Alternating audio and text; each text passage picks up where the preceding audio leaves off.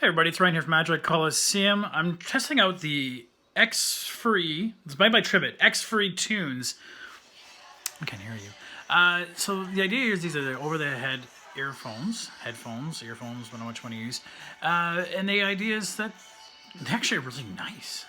I mean, a lot of times you find these Chinese manufacturers cheaper, but for $100 US, you actually get a pretty substantive set. These are hefty. These are very cushiony, so they work very well.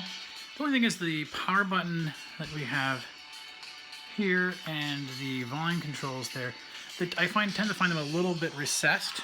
So when it's on my head, try to do this one-handed here, folks. When it's on your head and you try to have to find them, it's a little harder to do so. You also have the headphone jack if you want to feel like a caveman and actually still plug it in. But otherwise, these are a very good set of headphones. A little bass heavy for me, but the treble is still there. Anyways, I hope this review is helpful for you. Check my website out and you'll see what I thought of it overall. Okay? Have a happy family day.